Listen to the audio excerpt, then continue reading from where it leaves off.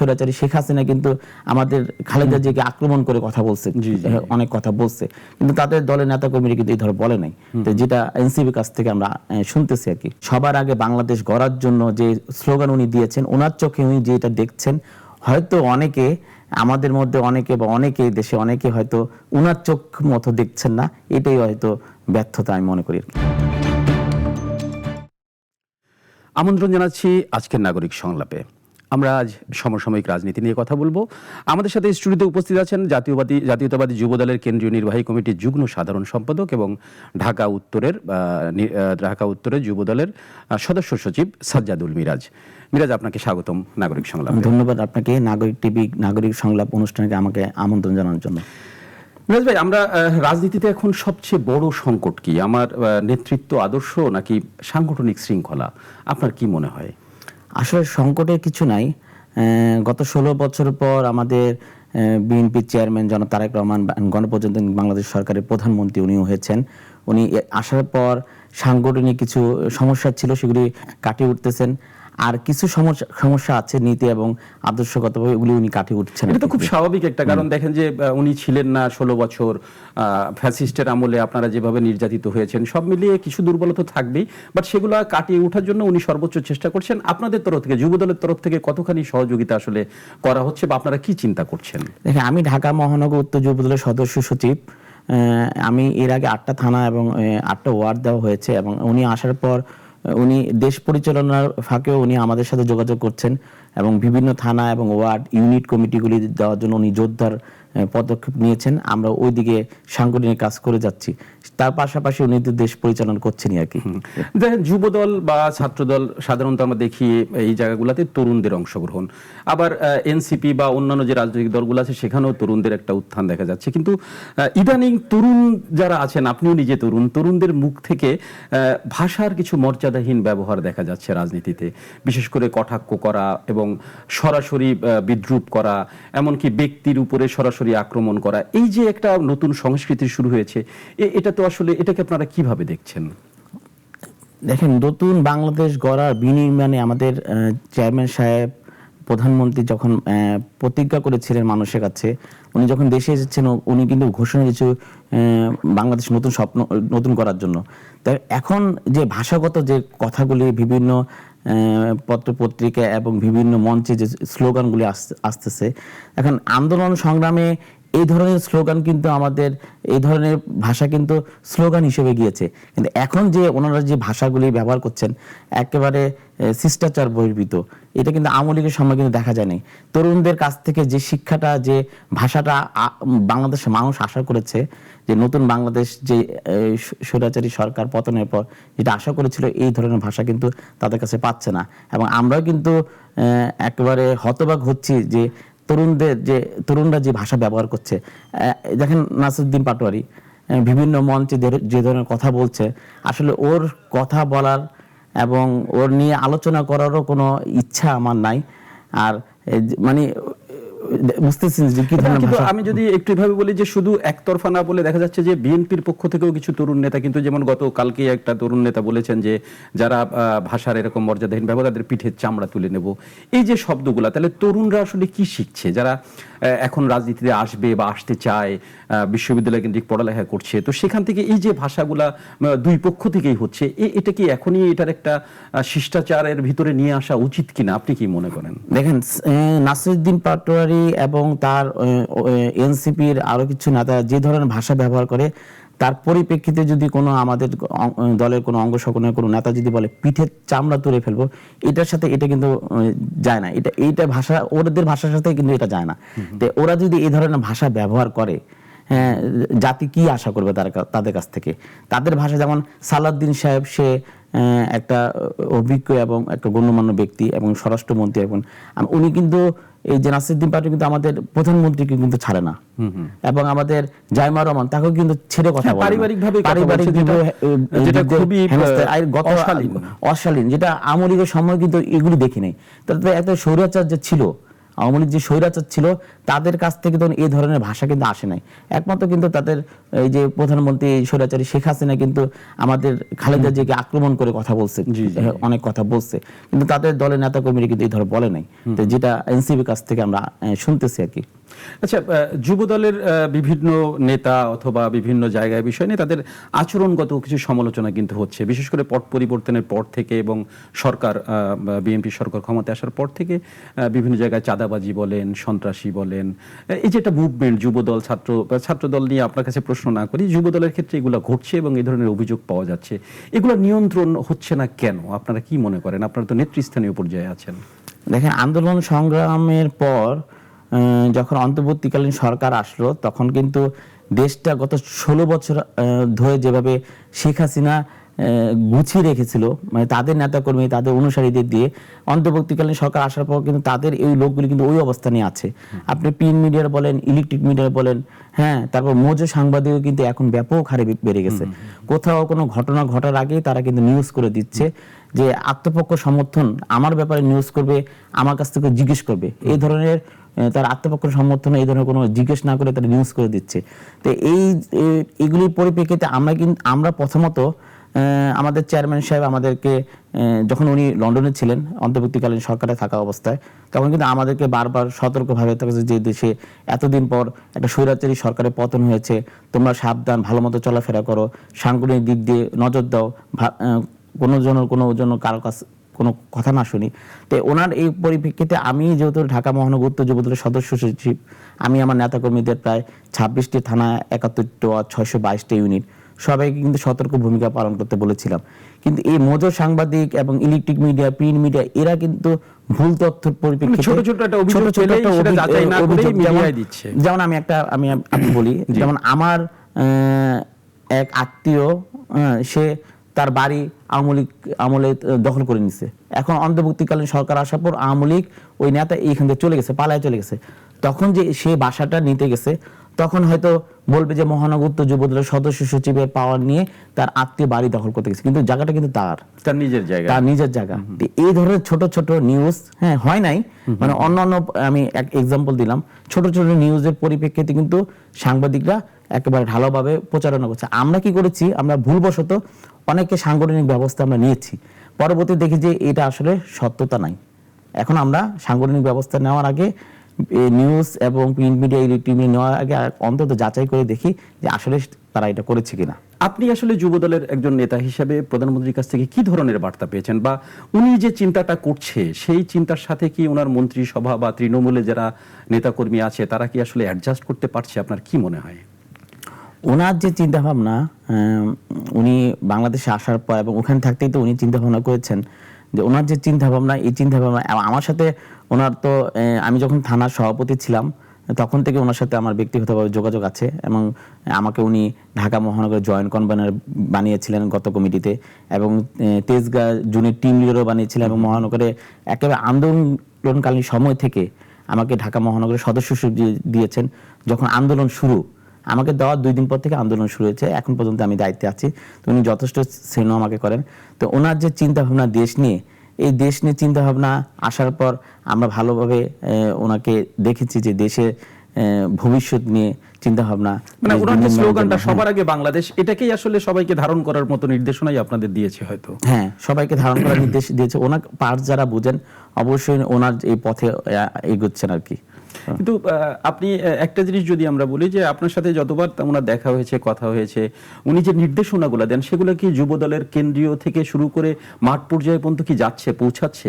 সেই ধরনের কি কোনো প্রক্রিয়া আপনারা তৈরি করতে পেরেছেন এখনো? অবশ্যই উনি আসলে সাংগঠনিক বিষয় ছাড়া তো ওনার সাথে দেখা করা এখন যাচ্ছে না। যখনই কোনো প্রোগ্রাম হয় তখন যাই, আমাদেরকে যখন ডাকে।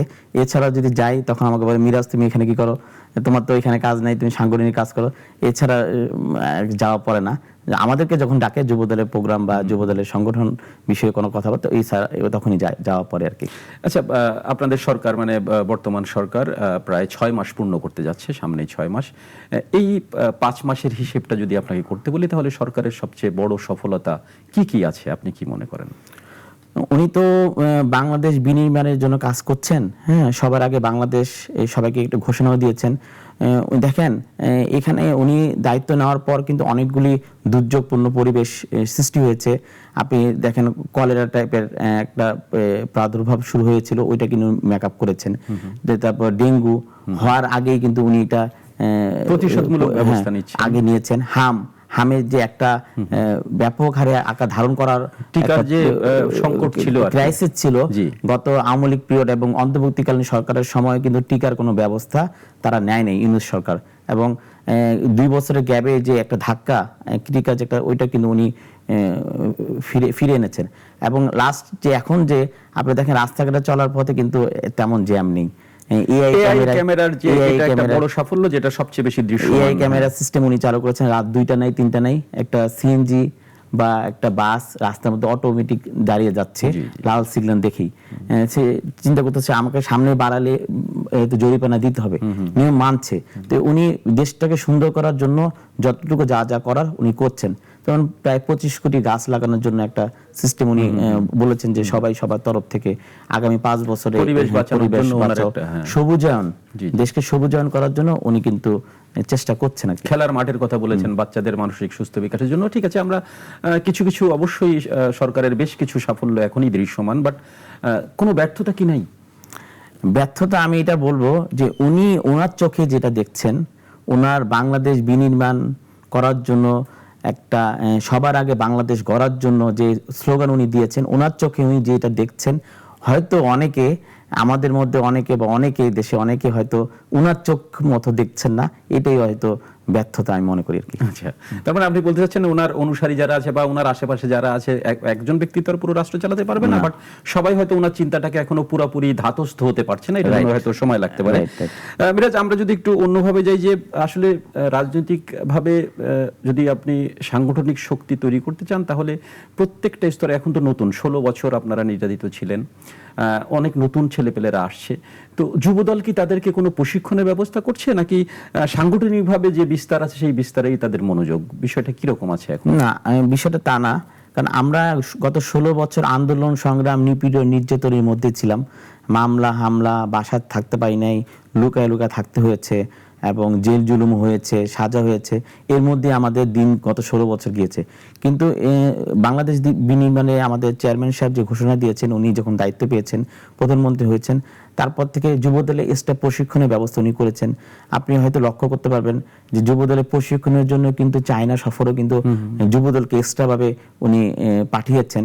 যেমন চায়না চংখং একটা এরিয়া, গ্রাম, ওইখানে একটা ঐতিহাসিক শহর থেকে আধুনিক শহর কিভাবে রূপান্তরিত চায়না সরকার করেছে, ওইটা দৃষ্টান্তমূলক ভাবে দেখিয়েছেন। এবং সাংহাই শহর, যেটা আধুনিক শহর, যেটা পুরাপুরি আধুনিক, তো ওই শহরেও আমাদেরকে ভিজিট করিয়েছেন, যে শিক্ষা প্রশিক্ষণ দিচ্ছেন আমাদেরকে চায়না থেকে। যেহেতু চায়না সারা বিশ্ব তথ্য প্রযুক্তি এবং সবকিছু দিক দিয়ে, ব্যবসা বাণিজ্যের দিক দিয়ে এবং অর্থনৈতিক দিক দিয়ে শাসন করছেন, চায়না সফর এই জন্য উনি আমাদেরকে করিয়েছেন নাকি। যুবদল দীর্ঘদিন ধরে কিন্তু ছিন্ন বিচ্ছিন্ন ছিল আওয়ামী লীগ সরকারের আমলে, এখন হয়তো আপনারা আস্তে আস্তে গোছাচ্ছেন। কিন্তু যদি প্রশ্নটা আমরা এইভাবে করি, যে ঠিক এই মুহূর্তে এরকম একটি বড় অঙ্গ সংগঠন, মানে বিএনপির একটা বড় অঙ্গ সংগঠন, তাদের এই মুহূর্তে সবচেয়ে বড় রাজনৈতিক চ্যালেঞ্জটা কি বলে আপনি মনে করেন? আমি চ্যালেঞ্জ মনে করি যে যুবদলকে সুসংগঠিত করা, সাংগঠনিকভাবে আরো শক্তিশালী করা। ওনাকে আমরা এতদিন কাছে পাইনি, উনি বাইরে ছিলেন, তখন যুবদলের রাজনীতি প্যাটার্ন ছিল একরকম।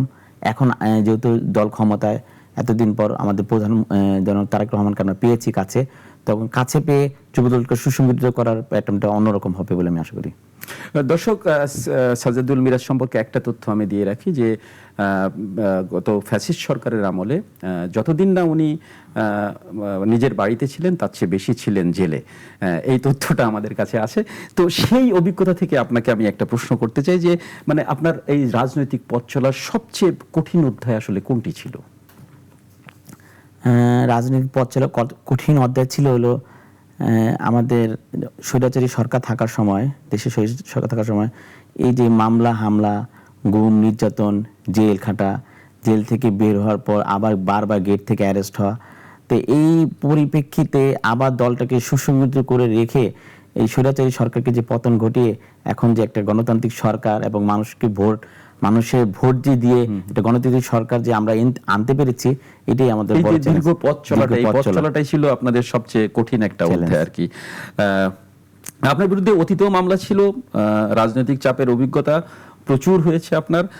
এখন যে নেতৃত্বটা আপনি আসছেন, এসে তো আপনি দেখছেন যে আপনার মতো সবাই আপনার দলে যারা ছিল কম বেশি নির্যাতিত ছিল। এদেরকে নিয়ে এই যে পুনর্বাসন প্রক্রিয়াটা, এই প্রক্রিয়াটা আপনি কিভাবে গোছায় তুলছেন আর কি? দেখেন, আন্দোলন সংগ্রামে তো অনেকেই আন্দোলন করেছে, নিপীড়ন নির্যাতন হয়েছে। তো এখন সবাইকে সাথে নিয়ে, যেহেতু আমাদের চেয়ারম্যান সাহেব বাংলাদেশের প্রধানমন্ত্রী, দেশ গড়ার একটা স্বপ্ন উনি দেখেছেন, অনেককে সাথে নিয়ে এখন পর্যন্ত আমরা ওইভাবেই করতে পারি নাই। তাই আশা করা যায় যে চেয়ারম্যান সাহেব অচিরেই সবাইকে নিয়ে আবার বসে সুন্দরভাবে সাংগঠনিক বিষয়গুলি আর কি দেখবেন আর কি। আগামী 5 বছর পরে বাংলাদেশকে আপনি কোথায় দেখতে চান? মানে আপনাদের নিশ্চয়ই একটা ড্রিম থাকে যে আমরা এই জায়গায় যাব, সেইভাবেই তো মানুষ পথ চলে। এবং যেহেতু একটা বড় রাজনৈতিক অঙ্গ সংগঠনের আপনি নেতৃত্ব স্থানীয় পর্যায়ে আছেন, 5 বছর পরে বাংলাদেশকে আপনারা কোথায় দেখতে চান? আমি দেখতে চাই, আমি তো বলবো না যে স্বৈরাচারী সরকার যেভাবে বলেছে বাংলাদেশকে সিঙ্গাপুর, হংকং, মালয়েশিয়া দেখতে চায়। আমি দেখতে চাই আমাদের চেয়ারম্যান সাহেবের চোখের যে দৃষ্টি নিয়ে উনি বাংলাদেশকে সুন্দর একটা বাংলাদেশ গড়ার যে স্বপ্ন উনি দেখেছেন, ওনার চোখেই ওইভাবে দেখতে চাই যে সুন্দর একটা বাংলাদেশ হোক, শুভজন বাংলাদেশ হোক, একেবারে দুর্নীতিমুক্ত বাংলাদেশ হোক, এভাবে আমি দেখতে চাই। কিন্তু এটার জন্য ধরেন আমরা যদি বলি যে হ্যাঁ, প্রধানমন্ত্রী এখনো পর্যন্ত যতটুকু যা বলছেন, আমরা একটা জরিপেও দেখেছি যে 75.3% মানুষ, সাধারণ মানুষ প্রধানমন্ত্রীর কর্মকাণ্ডে খুশি। এখনো পর্যন্ত তার মানে বড় একটা জনসমর্থন তার পক্ষে আছে। কিন্তু উনি যেটা চিন্তা করছেন, আপনারা যারা ওনার অনুসারী আছেন, আপনারা কি সঠিকভাবে সেটা ফলো করতে পারছেন? আপনারা তো পারছেন না। অবশ্যই না, উনি ওনার চোখে দেখছেন এবং সুন্দর বাংলাদেশ গড়ার যে স্বপ্ন উনি দেখছেন, আমরা ওইভাবে চলার চেষ্টা করছি আর কি। যেহেতু 16 বছর এখনো কিন্তু আওয়ামী লীগ দোসররা বিভিন্ন সচিবালয় বলেন, প্রশাসন থেকে শুরু করেন সব জায়গায় বাধার সম্মুখীন আমরা হচ্ছি। তো সবকিছু সঠিকভাবে চললে অবশ্যই সুন্দর একটা বাংলাদেশ উনি করতে পারবেন। যুবদল নিয়ে আপনাদের পরিকল্পনা কি আগামীতে? আপনাদের কাউন্সিল কিন্তু বারবার পিছাচ্ছে, এখনো হচ্ছে না। তো নেক্সট কাউন্সিল যদি হয়, তাহলে যুবদল নিয়ে আপনাদের পরিকল্পনা কি? কি পরিকল্পনা আপনারা আপনাদের দলের নেতার কাছে প্রেজেন্ট করবেন যে আমরা এই পরিকল্পনা এগোতে চাই? এরকম কোনো চিন্তা আপনারা করেছেন কিনা? যুবদল নিয়ে পরিকল্পনা তরুণদেরকে আগ্রহ করা এবং আধুনিক বাংলাদেশ গড়ার যে স্বপ্ন বাস্তবায়ন করার যে স্বপ্ন আমরা দেখছি, উনি দেখছেন, তরুণদেরকে আগ্রহ করে যুবদল পরিকল্পনা আমরা বাস্তবায়ন। তরুণদের কথা যেহেতু বললেন, তাহলে আপনাকে আমি আর একটা প্রশ্ন করি। সেটা হচ্ছে যে বর্তমান চলমান যে রাজনীতি, এই যে ভাষার মর্যাদাহীন ব্যবহার, এখনো পর্যন্ত মানে বিরোধিতার স্বার্থে বিরোধিতা করা বা বিভিন্ন সমাবেশে যে কটূক্তি করা, তাহলে একটা তরুণ, শিক্ষিত তরুণ কেন রাজনীতিতে আসবে? আপনার কি মনে হয় কি কারণে তারা রাজনীতিতে আসবে? এটা তো অবশ্যই প্রবলেম, কারণ বাংলাদেশের মানুষ এত বছর স্বৈরাচারী সরকারের কাছে আবদ্ধ থেকে যখন স্বৈরাচারী সরকারকে বিতাড়িত করেছে, এখন নতুন প্রজন্ম তরুণরা মাইকের সামনে এসে যে উল্টাপাল্টা বকছে, এটা অবশ্যই সবাইকে আঘাত হানছে। কিন্তু আপনারা দেখেন যে এই তরুণ সমাজ ডাকে কিন্তু, তরুণদের ডাকে কিন্তু স্বৈরাচারী সরকারের পতন হয়েছে। আমরা সাপোর্ট দিয়ে গেছি পাশ থেকে, কিন্তু ম্যাক্সিমামই কিন্তু তরুণ ছিল, ছাত্র সমাবেশ সবাই ছিলেন। কিন্তু এখন কিন্তু এই তরুণরা দেখেন যে এনসিপি বলেন, কিন্তু সবাই তরুণ, তারা কিন্তু ডাকলে কিন্তু ছাত্ররা এখন আসে না, তাদের কাছ থেকে মুখ ফিরিয়ে নিয়েছে। বিভিন্ন জেলা গিয়ে তারা সমাবেশ করছে, ছাত্ররা কিন্তু নাই। আগে কিন্তু আলটিমেটাম দিত, এই যে অন্তর্বর্তীকালীন সরকারে কিন্তু এখন কিন্তু তাদের মুখ থেকে আলটিমেটাম নাই। তারপর বৈষম্য বিরোধী শব্দটা যে সংগঠন, ওইটা কিন্তু নাই। সমন্বয়, ওই সংগঠন, ওইটাও কিন্তু তাদের কাছ থেকে চলে গিয়েছে। কিন্তু যে তরুণদের আগ্রহ প্রথম দেখেছিলাম, তাদের এই ভাষাগত কারণে কিন্তু তরুণরা পিছিয়ে পড়ে গিয়েছে। আমাদের এই তরুণদের আগ্রহ করার জন্য আমাদের সামনের দিকে তরুণদের নিয়ে কাজ করতে হবে। তো সেই জন্য নিশ্চয়ই আপনাদের কিছু ডিজিটাল প্ল্যাটফর্ম তৈরি করা উচিত, কারণ এখন তো দেশ এগিয়ে যাচ্ছে, এআই প্রযুক্তি চলে আসছে। ডিজিটালি যুবদল আসলে কোনো কর্মকাণ্ড বা এই ধরনের আপনি যে তথ্যগুলো বললেন, মেসেজগুলো তৃণমূল পর্যন্ত পৌঁছে দেওয়ার জন্য কোনো পরিকল্পনা করছে? অবশ্যই, আমি বলেছি যে আমরা চায়না সফর করেছি, আমরা নিজেরা প্রশিক্ষণ নিয়েছি এবং এই প্রশিক্ষণটা সারা বাংলাদেশের তরুণদের কাছে ছড়িয়ে ছিটিয়ে দিব, সেটা আমাদের প্রশিক্ষণ কেন্দ্র তৈরি করতে হবে আর কি। সর্বশেষ একটা কোশ্চেন করি, আমরা অনুষ্ঠানের শেষ পর্যায়ে, সেটা হচ্ছে যে আপনি নিশ্চয়ই বেগম খালেদা জিয়ার রাজনীতিও দেখেছেন, তারেক রহমানের রাজনীতিও এখন দেখছেন। একটা সময় উনি রাজনীতিতে ছিল, কিন্তু এখন তো একদম সরাসরি উনি প্রথম এমপি, প্রথম প্রাইম মিনিস্টার। বেগম জিয়ার সাথে যদি ওই সময়ের সাথে যদি এই সময় তুলনা করেন, তাহলে কতটুকু পার্থক্য আপনার চোখে পড়ছে? পার্থক্য নাই, কারণ আমাদের দেশনেত্রী বেগম খালেদা জিয়া উনি তিনবার প্রধানমন্ত্রী ছিলেন, রাষ্ট্র পরিচালনা করেছেন। সেই সাথে কিন্তু আমাদের চেয়ারম্যান সাহেবও কিন্তু ছিলেন সাথে, উনি দেখেছেন, এবং জিয়াউর রহমানের সময় উনি দেখেছেন। এবং উনি, আমি মনে করি যে জিয়াউর রহমান সাহেব, শহীদ রাষ্ট্রপতি জিয়াউর রহমান সাহেব এবং আমাদের দেশনেত্রী বেগম খালেদা জিয়া আপসী নেত্রী, ওনার শাসনামল, জিয়াউর রহমান শাসনামল, দুইটা শাসনামল কিন্তু আমাদের চেয়ারম্যান সাহেব দেখেছেন, বর্তমান প্রধানমন্ত্রী জনাব তারেক রহমান। এই দুইজনের শাসনামল দেখে এবং ওই দুইজনের যে ভুলভ্রান্তি থাকতে পারে সংশোধন করে উনি সুন্দর একটা বাংলাদেশ গড়ার স্বপ্নের দিকে কিন্তু এগিয়ে যাচ্ছেন। আশা করি তিনি সফল হবেন এবং বাংলাদেশের ইতিহাসে সবচেয়ে ভালো প্রধানমন্ত্রী এবং সবচেয়ে যোগ্য প্রধানমন্ত্রী হিসাবে উনি গণ্য হবেন আর কি। আমরাও প্রত্যাশা করি যে আমাদের এই প্রত্যাশাটা পূরণ হোক। সাজেদুল মিরাজ, আপনাকে অসংখ্য ধন্যবাদ আমাদের স্টুডিওতে আসার জন্য। ধন্যবাদ নাগরিক টিভিকে নাগরিক সংলাপ অনুষ্ঠানে আমাকে আমন্ত্রণ জানানোর জন্য। দর্শক, আজ এ পর্যন্তই। ভালো থাকবেন, নাগরিক টেলিভিশনের সঙ্গেই থাকবেন।